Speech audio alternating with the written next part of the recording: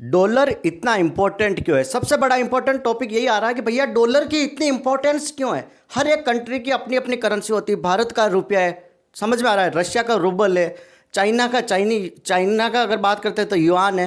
तो वास्तव में अगर सबकी अपनी करेंसी है तो फिर ये डॉलर का ही रोना धोना क्यों करते हैं? हम कई बार कहते हैं कि डॉलर मजबूत हो गया है, अपना रुपया कमज़ोर हो गया। एट प्रेजेंट टाइम एक डॉलर की रेट चल रही है 96 पॉइंट लमसम कुछ रुपीज़ है। तो अपना रुपया काफ़ी कमज़ोर हो चुका है। वो $1 देंगे, अपन 96 रुपीज़ देंगे, तब $1 मिलता है। तो धीरे धीरे डॉलर मजबूत हो रहा है और डॉलर में ही सारी डील क्यों होती है? अभी आपने देखा होगा कि मोदी जी ने कहा कि पेट्रोल वगैरह का यूज़ कम करो, गोल्ड कम खरीदो, ताकि अपना डॉलर बाहर कम जाए।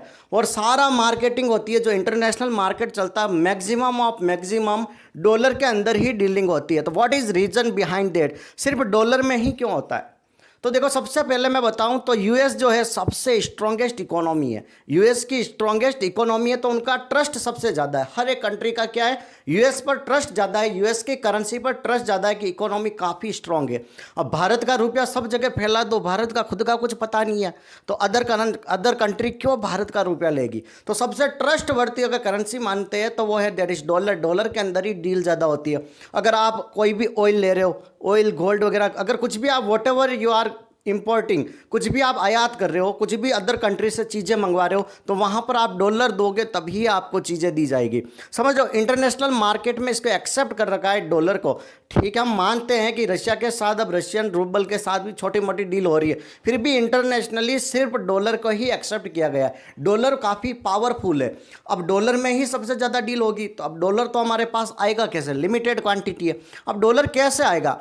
वॉट एवर, कहीं से भी हम ऑयल लाते हैं तो वो कंट्री तो कहती है हमें डॉलर दोगे तो हम ऑयल देंगे, अदरवाइज हम ऑयल नहीं देंगे। तो हमें वहाँ पर डॉलर देनी पड़ेगी। मान लो अब हमारे पास $100 है, समझ रहे हो? अब हमें ऑयल की रिक्वायरमेंट है तो $20 दिया, $80 बचे, फिर से 20 दिया, $60 बचे। तो जैसे जैसे हमारे पास क्या डॉलर कम हो रहा है, तो डॉलर बढ़ाने के लिए हमें क्या करना पड़ेगा? इंपोर्टिंग कम करनी पड़ेगी, आयात, अदर अनवांटेड चीज़ों का आयात कम करो, ताकि हमें पैसा बाहर कम भेजना पड़े। अपना एक्सपोर्ट बढ़ाओ, विदेशों में चीज़ें भेजो, ताकि हमारे पास डॉलर आए तो उस डॉलर का हम यूज़ कर सकें।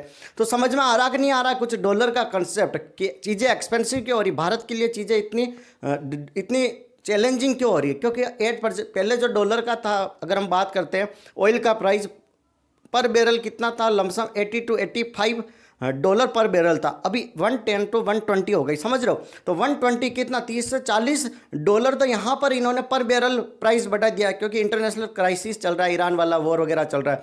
तो उस कंडीशन में 40 तो ये बढ़ गया, प्लस $1 में 80-82 रुपया था रेट, अब जाके 96 हो गया। तो ये भी महंगा हो गया।